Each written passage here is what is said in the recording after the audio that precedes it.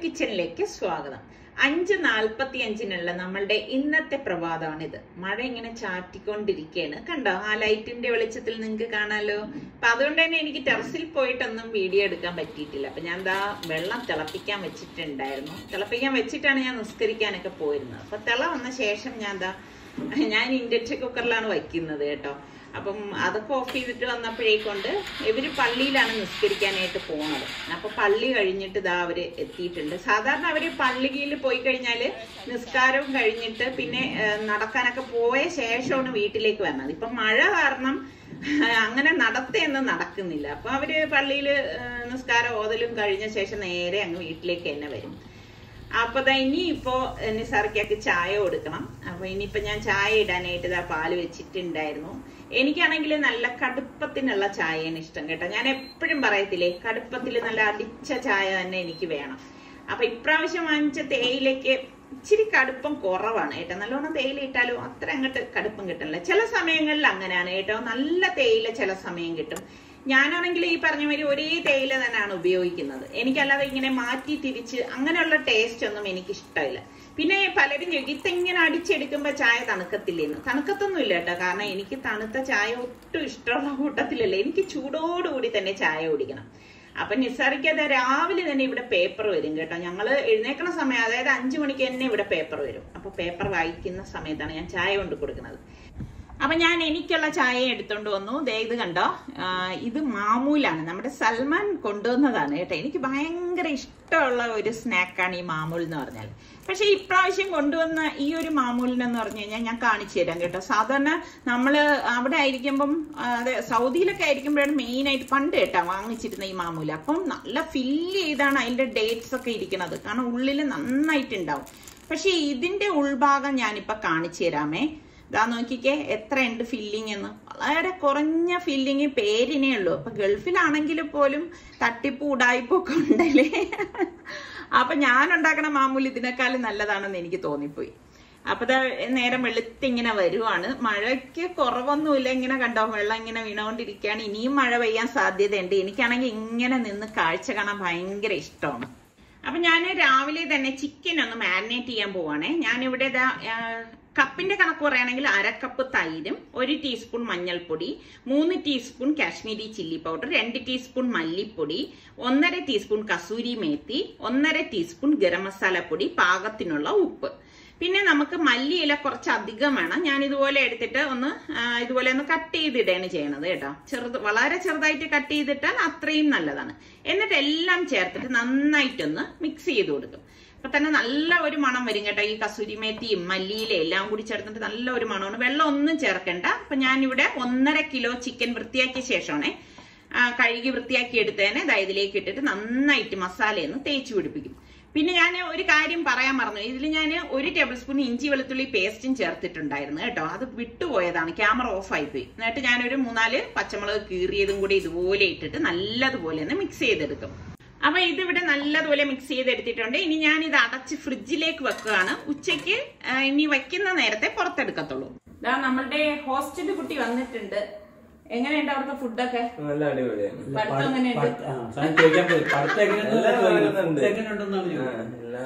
എല്ലാം കഴിക്കുന്നൊക്കെ ഉണ്ടോ? നിങ്ങൾ ഓർക്കണണ്ടാ, നമ്മളന്ന് കണ്ണൂര് പോയത്. അപ്പൊ കണ്ണൂര് പോയപ്പോഴേക്ക് ഞാൻ എന്റെ ഫ്രണ്ടിന്റെ അടുത്ത് ചോദിച്ചു, നല്ല കൈമാ റൈസ് ഏതാണ്, എവിടെ കിട്ടും എന്ന് ചോദിച്ചു. അപ്പൊ പുള്ളിക്കാരി പറഞ്ഞ് അഷ്റഫ് അരി നല്ലതാണെന്ന് പറഞ്ഞു. പൊതുവെ ഈ മലപ്പുറം, കോഴിക്കോട്, കണ്ണൂർ ഇവിടെയൊക്കെയാണല്ലോ നല്ല കൈമാ റൈസ് കിട്ടുന്നത്. എനിക്ക് അങ്ങനെ തിരുവനന്തപുരത്ത് അങ്ങനെ കിട്ടിയിട്ടില്ല കേട്ടോ നല്ലത്.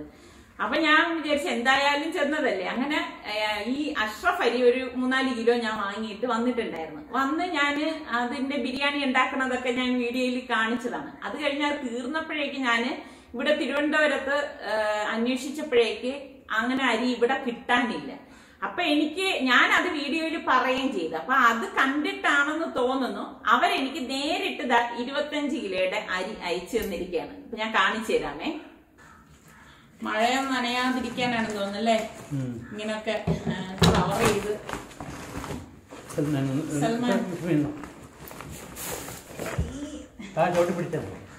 ഇതില്ല. അപ്പൊ ഇതാണ് നമ്മളുടെ അഷ്റഫ് അരി. ഇത് എഴുതിയിരിക്കുന്ന സലു മാരേജ് സ്പെഷ്യൽ. Marriage special. അന്ന് അവര് എന്റെ ഫ്രണ്ട് പറഞ്ഞിട്ടുണ്ട് കേട്ടോ, കല്യാണങ്ങൾക്കൊക്കെ ഈ അഷ്റഫ് റൈസ് ആണ് എടുക്കുന്നതെന്ന്. Khas ghee rice old special filter. അന്ന് ഞാനേ 1 ഗ്ലാസ് അരിക്ക് 2 ഗ്ലാസ് വെള്ളം വെച്ചു. അപ്പൊ നമ്മളുടെ വ്യൂവേഴ്സ് തന്നെ പറഞ്ഞിട്ടുണ്ടായിരുന്നു, ഇത്ത അഷ്റഫ് അരിക്ക് 1 ഗ്ലാസ് അരിക്ക് 2 ഗ്ലാസ് വെള്ളം വേണ്ട, 1.5 ഗ്ലാസ് വെള്ളം മതിയെന്ന്. കടകളിലൊക്കെ ഇങ്ങനെ വെക്കുന്നുണ്ടോ സമയം? നല്ല മണമില്ലേ? അടിപൊളി മണം കേട്ടോ. എന്തുകൊണ്ട് നമ്മളുടെ തിരുവനന്തപുരത്ത് നിങ്ങളൊന്നും കയറ്റി വിടുന്നില്ല? നമ്മളെ പോലുള്ളവർക്ക് അരി ഉപയോഗിക്കണ്ടേ? അപ്പൊ നമുക്ക് എന്തായാലും ഇതിപ്പോ 25 കിലോ അരിയുണ്ട്. എനിക്ക് വേണ്ടല്ലോ. അപ്പൊ നമുക്ക് നമ്മളുടെ വേണ്ടപ്പെട്ടവർക്കൊക്കെ സപ്ലൈ. അപ്പൊ അവര് ഇതിന്റെ ടേസ്റ്റ് ഒന്ന് അറിയട്ടെ. അതന്നെ, ഇത് ഒന്നാമത് കണ്ണൂരിന്ന് വന്ന സംഭവം അല്ലേ. കയ്യിലും തോന്നത് അരി കൈ അതിന്റെ മുകളില് വളയെ പറ്റിയാണ് എന്റെ കുപ്പി വള എത്ര കാലം കൊണ്ട് മോഹിച്ചിട്ട്. ശരിക്കും ഇത് ചന്തയിൽ നിന്ന് വാങ്ങിച്ച കരിവളയാണ് കേട്ടോ, മോഡേൺ ഷോപ്പുകളിൽ നിന്നൊന്നുമല്ല. അപ്പൊ ഇന്ന് നമ്മളുടെ സലുവിന്റെ ബിരിയാണി, ബോംബെ ബിരിയാണി ഞാൻ അഷ്റഫ് അരി വെച്ചിട്ടാണ് തയ്യാറാക്കാൻ പോണത്. ഇങ്ങനെ ഈ വീതം വെച്ച് എടുക്കുക എന്ന് പറഞ്ഞാൽ അത് വലിയൊരു പണിയാണ് അല്ലേ. തുല്യത പാലിക്കണം. അപ്പൊ ഞാനിവിടെ ഒരു മീഡിയം സൈസിൽ ഒരു 10 സവാള എടുത്തിട്ടുണ്ട്. അപ്പൊ ഞാനിത് ഇനിയിപ്പം ചോപ്പറിൽ വെച്ചിട്ട് ചോപ്പ് ചെയ്യാൻ വേണ്ടിയിട്ട് 2 പ്രോസസറിന്റെ ചോപ്പറിൽ 2 ഒന്ന് കട്ട് ചെയ്തിടുകയാണ്. കാരണം എങ്കിലും അതിനുള്ളിലേക്ക് നമുക്ക് കടത്തിവിടാൻ സാധിക്കത്തുള്ളൂ. അപ്പം ഇത്ര അധികം ഉള്ളത് കൊണ്ടാണ് ഞാനിപ്പോ ഇതിൽ വെച്ചിട്ടൊന്ന് സ്ലൈസ് ചെയ്തെടുക്കുന്നത്. ഇതാവുമ്പോ നല്ല നേരിയതായിട്ട് ഈക്വൽ ആയിട്ട് നമുക്ക് സ്ലൈസ് ചെയ്ത് കിട്ടുകയും ചെയ്യും, സമയവും ലാഭമാണ്. അപ്പൊ ഞാൻ എല്ലാം ഒന്ന് സ്ലൈസ് ചെയ്ത് എടുക്കുകയാണ്. അപ്പൊ ഈ 2 ട്രിപ്പായിട്ടാണ് ഞാൻ എടുക്കണത് കേട്ടോ. ഇതുപോലെ നേർത്തതായിട്ട്, നമ്മൾ കൈകൊണ്ടാണ് അരിയണമെങ്കിൽ നേർത്തതായിട്ടൊന്ന് അരിഞ്ഞെടുത്താൽ മതി കേട്ടോ. ഇരുമ്പ് ചട്ടിയിലേക്ക് ഇതുപോലെ എണ്ണ ഒഴിച്ച ശേഷം ഞാൻ ഇതിൽ നിന്ന് കുറച്ച് സവാള എടുത്തിട്ട്, അതായത് കുറേശ്ശെ എടുത്തിട്ട് ഫ്രൈ ചെയ്തെടുക്കുകയാണ് ചെയ്യണത്. എല്ലാ സവാളയും ഇതിലിട്ട് ഫ്രൈ ചെയ്തെടുക്കും കേട്ടോ. അപ്പൊ ഞാൻ ഇത്രയും മാത്രമേ എണ്ണ ഒഴിച്ചിട്ട് ഇത്രയും സവാളയ്ക്ക് വേണ്ടിയിട്ട് എടുക്കത്തുള്ളൂ. ഇതിലേക്ക് ഞാൻ ഫസ്റ്റ് 1 ടീസ്പൂണ് പഞ്ചസാരയും കൂടി ചേർത്ത് കൊടുക്കുകയാണ്. നല്ല മൊരുമൊരുപ്പായിട്ട് ഉള്ളി കിട്ടാൻ വേണ്ടിയിട്ടാണ് കേട്ടോ. അപ്പൊ ഇത് നല്ല മൊരിഞ്ഞ് വരുന്ന ഒരു ഗോൾഡൻ കളർ ആകുമ്പോ തന്നെ നമുക്കിത് ഒന്ന് മാറ്റണം, അല്ലെങ്കിൽ പെട്ടെന്ന് ഇത് കരിഞ്ഞു പോകും കേട്ടോ. അപ്പൊ ഒന്നത് വളരെ നേരിയതായിട്ട് അരിഞ്ഞല്ലേ. പിന്നെ നമ്മൾ ഇതുപോലെ ഫ്രൈ ചെയ്യുമ്പോൾ ശ്രദ്ധിക്കേണ്ട കാര്യം എന്ന് പറഞ്ഞാല്, നമ്മളിത് ഇപ്പൊ ഫസ്റ്റ് ബാച്ച് എടുത്തിട്ട് ഞാൻ സെക്കൻഡ് ബാച്ച് ഇട്ടിരിക്കുകയാണ്. അപ്പൊ നമ്മളിത് ഇതുപോലെ പാത്രത്തിലാക്കിയിട്ട് ഒന്ന് വെടർത്തി ഇട്ട് കൊടുക്കണം കേട്ടോ. ഒരുമിച്ച് തന്നെ അങ്ങ് ഇട്ട് കൊടുക്കരുത്, വെടർത്തി തന്നെ ഇട്ട് ഒന്ന് തണുക്കുമ്പോഴേ അത് നല്ല ക്രിസ്പി ആയിട്ട് വരത്തുള്ളൂ. അപ്പൊ ഞാൻ അതൊരു പാത്രത്തിലേക്ക് മാറ്റാണ്. കാരണം എനിക്കിനിയിപ്പൊ ഇത്ര അധികം സവാള പൊരിച്ചെടുക്കേണ്ടുള്ളതുകൊണ്ട് ഞാൻ മാറ്റുകയാണ്. അപ്പൊ അടുത്ത ബാച്ച് ഞാൻ പൊരിച്ചെടുത്തിട്ടുണ്ട്. അത് ഞാനിപ്പം ഈ പാത്രത്തിലേക്ക് തന്നെ ഇടയാണ്. ഞാൻ പറഞ്ഞില്ലേ, ചൂടോടുകൂടി തന്നെ നമ്മൾ ഇതിനെ വെടർത്തി ഇട്ട് കൊടുക്കണം. അത് പ്രത്യേകം ശ്രദ്ധിച്ചേക്കണം. ഈ ഫസ്റ്റ് ഞാൻ പൊരിച്ചതിൽ മാത്രമേ പഞ്ചസാര ചേർത്തുള്ളൂ കേട്ടോ, കൂടുതലൊന്നും പഞ്ചസാരയൊന്നും ചേർക്കണ്ട. ആ ഒരു ഇതിലാണ് ഞാൻ ഇത്രയും സവാളയും പൊരിച്ചെടുക്കുന്നത്. അപ്പൊ മാരിനേറ്റ് ചെയ്ത സംഭവം ഞാൻ പുറത്തെടുത്ത് വെച്ചിട്ടുണ്ട്. ഞാനിവിടെ ഒരു പാനിലേക്ക്, അത്യാവശ്യം വലിപ്പമുള്ള പാനാണ് എടുത്തിരിക്കുന്ന, 3 ടേബിൾ സ്പൂൺ ഓയിൽ ഒഴിച്ചു കൊടുക്കണം. പട്ട, ഗ്രാമ്പു, ഏലക്കായ കുറച്ചധികം എടുത്തിട്ടുണ്ട് കേട്ടോ. എന്നിട്ട് ഇതിട്ടിട്ട് ഒന്ന് മൂപ്പിച്ചു കൊടുക്കും. ഫ്ലെയിം ഒന്ന് കുറച്ച് വെച്ചിട്ട് വേണം മൂപ്പിക്കാൻ, മസാല കരിയരുത് കേട്ടോ. എന്നിട്ട് നമ്മൾ മാരിനേറ്റ് ചെയ്ത് വെച്ചിരിക്കുന്ന ചിക്കൻ ഫുള്ളായിട്ട് ആ ചാറോടുകൂടി തന്നെ ഇതിലേക്ക് ഇട്ട് കൊടുക്കാം. ഇട്ട് കൊടുത്തിട്ട് എല്ലാം ചേർത്തിട്ട് ഒന്ന് വഴറ്റി കൊടുക്കണം കേട്ടോ. നല്ലതുപോലെ ആ എണ്ണയിൽ കിടന്ന് ഇതൊന്ന് വഴറ്റിയിട്ട് ഒന്ന് ലെവൽ ചെയ്ത് കൊടുക്കണം. അപ്പൊ ഞാൻ ഇതിലേക്ക് ബോംബെ ബിരിയാണി മസാല നാഷണലിന്റെതാണ് കേട്ടോ. ഇത് സലു അവിടെ നിന്ന് വന്നപ്പോ കൊണ്ടുവന്നതാണ്. അവനാണെങ്കിൽ ബോംബെ ബിരിയാണി ഭയങ്കര ഇഷ്ടമുള്ളതാണ്. അപ്പൊ അതാണ് ഞാൻ ഉണ്ടാക്കണത്. അപ്പൊ 3 ടേബിൾ സ്പൂണോളം ഈ മസാലപ്പൊടി ഇതിലേക്ക് ചേർത്ത് കൊടുക്കും. അപ്പൊ ഈ മസാലപ്പൊടി ഇതിലാണെങ്കിൽ കുറച്ചധികം ഉപ്പിന്റെ അംശം ഉണ്ടാവും. അപ്പൊ നമ്മൾ ചേർക്കണ ചിക്കനില് ഈ ഒരു മസാലപ്പൊടി ഉപയോഗിക്കുന്നവര് ഉപ്പ് കുറച്ചിട്ട് ചേർത്താൽ മതി കേട്ടോ. അപ്പൊ ഇതുപോലെ 3 ടേബിൾ സ്പൂൺ ചേർത്ത ശേഷം നന്നായിട്ടൊന്ന് മിക്സ് ചെയ്ത് കൊടുക്കാം. ഇനി നമ്മുടെ നാട്ടിലെ ഏത് ബോംബെ ബിരിയാണി മസാല കിട്ടുകയാണെങ്കിൽ അത് വേണമെങ്കിലും നിങ്ങൾക്ക് ഉപയോഗിക്കാം. ഇനിയിപ്പൊ അതൊന്നും ഇല്ലെങ്കിൽ ഞാൻ നേരത്തെ കാണിച്ച മസാലക്കൂട്ട് മാത്രം മതി. പിന്നെ ഇതിടുമ്പോ ഒരു പ്രത്യേക ടേസ്റ്റ് ആണ്. എന്നിട്ട് നമ്മൾ ഈ വറുത്ത് വെച്ചിരിക്കുന്ന സവാള ഉണ്ടല്ലോ, ആ ഫുള്ള് സവാള കൈ കൊണ്ട് നന്നായിട്ടൊന്ന് ക്രഷ് ചെയ്ത് കൊടുക്കും. ഇതുപോലെ ഒന്ന് ഉടച്ചു കൊടുക്കണം കേട്ടോ. അപ്പൊ അത് നല്ലതുപോലെ പൊടിഞ്ഞു വരും. കാരണം നല്ലതുപോലെ മൊരുമൊരുവായിട്ട് പൊരിച്ചെടുത്താലേ അത് ഫുള്ളായിട്ട് ഇതിലേക്ക് ഇതുപോലെ ഇട്ട് കൊടുക്കണം. അപ്പൊ നമ്മൾ സാധാരണ ഉള്ളി വഴറ്റിയിട്ടാണ് ഉണ്ടാക്കുന്നത്. പക്ഷെ ഇത് ഈ ഒരു മെത്തേഡിലാണ് ഈ ഒരു ബിരിയാണി തയ്യാറാക്കുന്നത്. എന്നിട്ട് എല്ലാം ചേർത്തിട്ട് നന്നായിട്ടൊന്ന് മിക്സ് ചെയ്ത് കൊടുക്കും. അപ്പൊ ഇങ്ങനെ ട്രൈ ചെയ്യാത്ത ആരെങ്കിലും ഒക്കെ ഉണ്ടെങ്കിൽ ഈ രീതിയിൽ നിങ്ങൾ ബിരിയാണി ഉണ്ടാക്കി നോക്കണം. കിഡു ടേസ്റ്റ് ആണ് കേട്ടോ.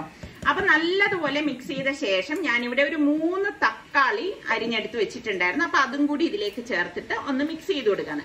പിന്നെ നിങ്ങൾ പ്രത്യേകം ശ്രദ്ധിക്കേണ്ട കാര്യം, ഇതിലേക്ക് ഒരു തുള്ളി വെള്ളം നമ്മൾ ചേർക്കരുത് കേട്ടോ. വെള്ളം ചേർക്കാതെ, അതായത് ഇനിയിപ്പോ ഇതിൽ നിന്ന് തന്നെ ഊറി ചാറ് വരും, ഞാൻ കാണിച്ചു തരാം. അല്ലാതെ നമ്മൾ വെള്ളം ചേർക്കരുത്. വെള്ളം ചേർത്ത് കഴിഞ്ഞാൽ ഇതിന്റെ ടെക്സ്ചർ തന്നെ മാറിപ്പോ. എന്നിട്ട് മൂടി വെച്ച് വേവിച്ചെടുക്കണം. അപ്പൊ ഇടയ്ക്കിടയ്ക്ക് ഇതിന്റെ മൂടി തുറന്ന് ഒന്ന് ഇളക്കി കൊടുക്കണം. ഞാൻ 1-2 വട്ടം ഇതുപോലെ മൂടി ഇടയ്ക്ക് തുറന്ന് ഇളക്കി കൊടുത്തിട്ടുണ്ടായിരുന്നു കേട്ടോ. അപ്പൊ ഇതാ ചാറൊക്കെ വന്ന് കറക്റ്റ് ആ മസാലക്കൂട്ടൊക്കെ നിങ്ങൾ കണ്ടോ, നല്ലതുപോലെ വരും. അപ്പൊ അതുകൊണ്ടാണ് വെള്ളം ചേർക്കരുതെന്ന് ഞാൻ പറഞ്ഞത്. അപ്പൊ ഞാൻ ഇതാ അഷ്റഫ് അരി ഇവിടെ എടുത്തിട്ടുണ്ട്. 1 കപ്പ് അരിക്ക് 1.5 കപ്പ് വെള്ളം എന്നുള്ള കണക്കിലാണ് നമ്മൾ എടുക്കാനുള്ളത്. ഞാനിവിടെ 8 കപ്പ് അരി എടുത്തിട്ടുണ്ട് കേട്ടോ. അപ്പൊ ഇത് നന്നായിട്ടൊന്ന് കഴുകിയിട്ട് വെള്ളം ഒഴിച്ചിട്ട് ഞാനൊരു 5 മിനിറ്റ് ഇതൊന്ന് കുതിരാനായിട്ട് വെക്കുന്നുള്ളൂ. 5 മിനിറ്റ് സമയം മാത്രം മതിയാവും കേട്ടോ. ഇത് അത്ര മാത്രമേ വെക്കത്തുള്ളൂ. അപ്പൊ ഇനി നമുക്ക് ഇതേ എണ്ണയിൽ, പൊരിച്ച എണ്ണയിൽ തന്നെ ഞാൻ കാഷ്നട്ടും കിസ്മിസും ഒന്ന് വറുത്തു പോരാണ്. സത്യം പറഞ്ഞാൽ ഫസ്റ്റ് നമ്മള് ആ എണ്ണയിൽ ഫസ്റ്റ് ഈ കാഷ്നട്ടും കിസ്മിസും ഒന്ന് വറുത്ത് കോരിയിരുന്നെങ്കിൽ ഈ ഒരു കളർ വ്യത്യാസം വരത്തില്ലായിരുന്നു കേട്ടോ. ഞാൻ വെപ്രാളത്തിൽ ഞാൻ അങ്ങ് മറന്നുപോയതാണ്. അപ്പൊ നിങ്ങൾ ചെയ്യുമ്പോ ആദ്യം അത് വറുത്ത് കോരി ശേഷം സവാള വറുത്താൽ മതിയേ. അപ്പൊ ഇതുപോലെ ഗോൾഡൻ കളർ ആകുമ്പോൾ നമുക്കിത് എണ്ണയിൽ നിന്ന് മാറ്റാം. ഇതിനൊന്നും പ്രത്യേകിച്ചൊരു അളവോ കണക്കൊന്നുമില്ല. നമുക്ക് എത്രയാണോ വേണ്ടത് അതിനനുസരിച്ച് ചേർത്ത് കൊടുത്താൽ മതി. സാധാരണ നമ്മൾ ബോംബെ ബിരിയാണിയിലൊന്നും കാഷ്നട്ടും കിസ്മിസും ഒന്നും ഉണ്ടാവാറില്ല. ഇതിപ്പം ഇവിടെ നിസർഗയ്ക്ക് വേണ്ടിയിട്ടാണ് ഈ ഒരു ഐറ്റം ഞാൻ ഇതിലേക്ക് ആഡ് ചെയ്തത് കേട്ടോ. അപ്പൊ ഇതുപോലെ നമ്മൾ വറുത്തെടുത്താൽ മതി. അപ്പൊ ഞാന് ചിക്കൻ എന്റെ ഗ്രേവിയുടെ അടപ്പ് മാറ്റിയപ്പോ കണ്ടോ, ഗ്രേവിയൊക്കെ കറക്റ്റിന് വന്നിട്ടുണ്ടായിരുന്നു. നല്ല പാകത്തിന് വെന്ത് വന്നിട്ടുണ്ട്. അപ്പൊ ഇതിന്റെ ഇടയിൽ നമ്മുടെ ഇവിടെ റോഡിന്റെ പണിയൊക്കെ നടക്കുന്നുണ്ട്. ഇടയ്ക്ക് എന്തെങ്കിലും സൗണ്ടിന്റെ ഡിസ്റ്റർബ് ഉണ്ടെങ്കിൽ നിങ്ങളൊന്ന് ക്ഷമിച്ചേക്കണം കേട്ടോ. എനിക്ക് യാതൊരു നിർവാഹവും ഇല്ല അല്ലാതെ. അപ്പൊ നമ്മള് കുറച്ചധികം മല്ലിയില ഇതിലേക്കൊന്ന് കട്ട് ചെയ്തിട്ട് കൊടുക്കാണ് കേട്ടോ. ഇനി നിങ്ങളുടെ കയ്യിൽ പുതിനയില ഉണ്ടെങ്കിൽ അതും കൂടി ഇട്ട് കൊടുക്കാം. അപ്പൊ എന്റെ കയ്യിൽ പുതിനയില ഇല്ലാത്തത് കൊണ്ട് ഞാൻ അത് ചേർക്കുന്നില്ല. മല്ലിയില മാത്രമാണ് ഇതുപോലെ കട്ട് ചെയ്തിട്ട് എടുക്കുന്നത്. എന്നിട്ട് അതുപോലെ നന്നായിട്ടൊന്ന് ഇളക്കിയെടുക്കാം. നമ്മുടെ മസാലക്കൂട്ട് ഇവിടെ റെഡി ആയിട്ടുണ്ട്. അപ്പൊ അരി ഞാൻ ഊറ്റി എടുത്ത് വെച്ചിട്ടുണ്ട് കേട്ടോ. അപ്പൊ ഇനി നമുക്കിത് ചോറ് തയ്യാറാക്കാം. അപ്പൊ ഞാൻ ഒരു പാനിലേക്ക് നമ്മൾ ഈ കാഷ്നട്ട് കിസ്മിസ് ഉള്ളിയൊക്കെ വറുത്തില്ലേ, അതിൽ നിന്ന് ഞാൻ 2 സ്പൂണ് ഓയിൽ ഒഴിച്ചു കൊടുക്കണം. ആ ഒരു ടേസ്റ്റ് കിട്ടാൻ, ഫ്ലേവർ കിട്ടാൻ വേണ്ടിയിട്ട്. എന്നിട്ട് ഇതുപോലെ 1 സ്പൂണ് നമ്മുടെ നെയ്യും കൂടി ഇട്ട് കൊടുക്കണേ. പിന്നെ പെരിഞ്ചീരകം, പട്ട, ഗ്രാമ്പു, ഏലക്കായ അതത്ര ഇട്ട് കൊടുക്കാണ്. 2 ടേബിൾ സ്പൂൺ വീതം ഇഞ്ചി, വെളുത്തുള്ളി, പച്ചമുളക് ഇത്രയും ചതച്ചത് ഞാൻ ഇതിലേക്ക് ഇടും. പച്ചമുളകിന്റെ കണക്ക് പറയുകയാണെങ്കിൽ ഒരു 4 പച്ചമുളക് ഞാൻ ചതച്ചെടുത്തിട്ടുണ്ട് കേട്ടോ. എന്നിട്ട് ഇതുപോലെ ഒന്ന് ഇളക്കി കൊടുക്കും.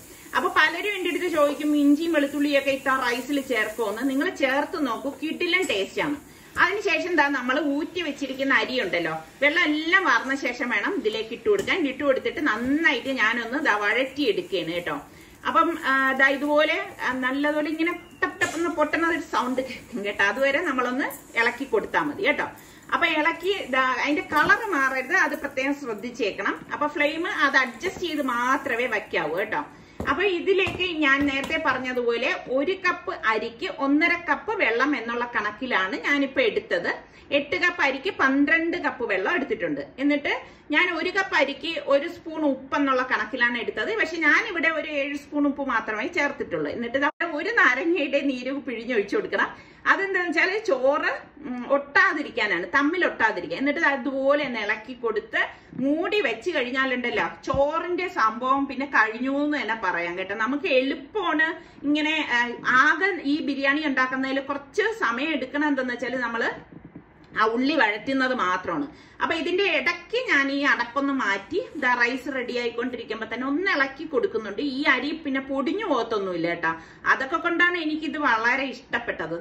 അടി ചേർത്തിട്ട് ഒന്ന് ഇളക്കിയെടുക്കും, നല്ല വാസനയുമാണ്. എന്നിട്ട് ഞാനൊന്ന് ലെവൽ ചെയ്തിട്ട് വീണ്ടും ഒന്ന് മൂടി വെച്ചു കൊടുക്കാണ്.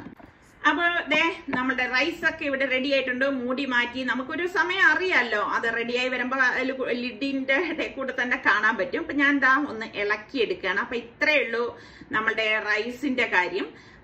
അപ്പൊ ഇനി നമുക്കിത് ലെയർ ചെയ്തെടുക്കണം, അതാണ് പ്രധാനം.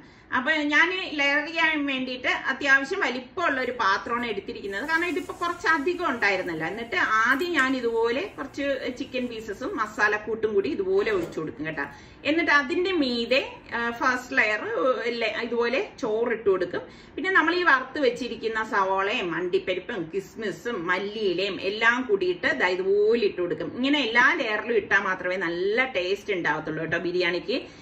അതോടൊപ്പം തന്നെ ഞാൻ ഈ ഇടയിൽ നമ്മൾ നെയ്യുണ്ടല്ലോ, നെയ്യ് ഇതുപോലെ ഒന്ന് ഒഴിച്ചു കൊടുക്കും. ഒരു ലെയർ ചോറ് കുറച്ചിട്ടിട്ടാണ് ഞാൻ നെയ്യ് അവിടെ ഇട്ട് കൊടുക്കുന്നത്. 1 ടീസ്പൂൺ നെയ്യ് ഇട്ടിട്ടാണ് ഇട്ട് കൊടുക്കുന്നത് കേട്ടോ. അപ്പൊ പിന്നെ അടുത്ത ലെയർ ഇതുപോലെ തന്നെ ചിക്കനും മസാലക്കൂട്ടും എല്ലാം കൂട്ടിയിട്ട് വെച്ചു കൊടുക്കും.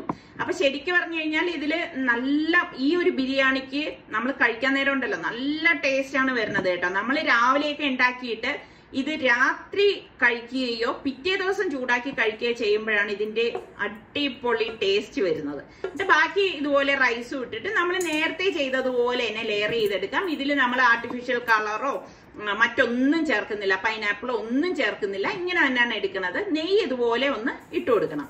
പിന്നെ നമ്മളുടെ ഈ വറുത്ത് വെച്ചിരിക്കുന്ന സവാളയും കുറച്ച് മല്ലിയിലയും അണ്ടിപ്പരിപ്പും കിസ്മിസും ഇട്ട് കൊടുക്കണം. ഇത്രയേ ഉള്ളൂ സംഭവം. പിന്നെ ഞാൻ നേരത്തെ പറഞ്ഞ പോലെ നിങ്ങളുടെ കയ്യിൽ പുതിന ഇല ഉണ്ടെങ്കിൽ പുതിന ഇല ഇട്ട് കൊടുക്കാം. രമ്പയില ഉണ്ടെങ്കിൽ പാണ്ടൻ ലീഫ് അതും കൂടി ഇതുപോലെ കട്ട് ചെയ്തിട്ട് എടുക്കാം. എന്നിട്ട് മൂടി വെച്ചിട്ട് തീ കുറച്ച് ഒരു 15 മിനിറ്റ് വെക്കുമ്പോൾ സംഭവം റെഡി ആയിട്ടുണ്ട്. അപ്പൊ 15 മിനിറ്റ് എന്ന് ഞാൻ പറഞ്ഞത് വളരെ ലോ ഫ്ലെയിമിൽ വെച്ചിട്ടാണ് കേട്ടോ. നിങ്ങൾ ഇനി ഏത് ഫ്ലെയിമിൽ വെക്കുന്നത് എനിക്ക് അറിഞ്ഞൂടാ. അല്ലെങ്കിൽ നിങ്ങൾ ഒരു 10 മിനിറ്റ് വെച്ചാലും മതി. അപ്പൊ ഇതാ ബിരിയാണി നമ്മൾ കഴിക്കാറായപ്പോഴേക്ക് ഞാനൊന്ന് മിക്സ് ചെയ്തെടുക്കുകയാണ്. അപ്പൊ സലുവിന്റെ അടുത്ത് സുൽത്താൻ പറയുന്നുണ്ട് ഇക്ക ഡയറ്റ് ഒക്കെ നോക്കുന്നതല്ലേന്ന്. അപ്പൊ ഞാൻ പറഞ്ഞ പാവം ഒരു ദിവസത്തേക്ക് ഇതൊക്കെ ഒന്ന് കഴിച്ചോട്ടെ, നീ അതിന്റെ ഇരട്ടിയായിട്ട് എക്സസൈസ് ചെയ്താൽ മതിയല്ലോ എന്ന് അവന്റെ അടുത്ത് പറഞ്ഞിട്ടുണ്ട്. അപ്പൊ നമ്മളുടെ ഇന്നത്തെ ഈ റെസിപ്പി നിങ്ങൾക്ക് എല്ലാവർക്കും ഇഷ്ടമായെന്ന് വിശ്വസിക്കുന്നു. അപ്പൊ നിങ്ങൾക്ക് ബിരിയാണി ഇഷ്ടമുള്ള എത്ര പേരുണ്ട്? നിങ്ങൾക്ക് ചിക്കൻ ബിരിയാണിയാണോ, മട്ടൻ ബിരിയാണിയാണോ, ബീഫിന്റെ ബിരിയാണിയാണോ ഇഷ്ടം? അതേ വെജിറ്റേറിയൻസിനാണെങ്കിൽ പനീറാണോ? അതും കൂടി ഒന്ന് കമന്റ് ചെയ്യണേ. അപ്പൊ നമ്മളുടെ ചാനൽ കണ്ടുകൊണ്ടിരിക്കുന്നവരിൽ സബ്സ്ക്രൈബ് ചെയ്യാതെ കാണുന്ന ആരെങ്കിലും ഒക്കെ ഉണ്ടെങ്കിൽ നിങ്ങൾക്ക് നമ്മളുടെ ചാനൽ ഇഷ്ടപ്പെടുകയാണെങ്കിൽ സബ്സ്ക്രൈബ് ചെയ്യാനും ആ ബെല്ലൈക്കൺ പ്രസ് ചെയ്യാനും ഒന്നും മറന്നു പോരുത്. എങ്കിൽ മാത്രമേ ഞങ്ങൾ വീഡിയോസ് ഒക്കെ പോസ്റ്റ് ചെയ്യുന്ന സമയം നിങ്ങൾക്ക് നോട്ടിഫിക്കേഷൻ കിട്ടുകയുള്ളൂ.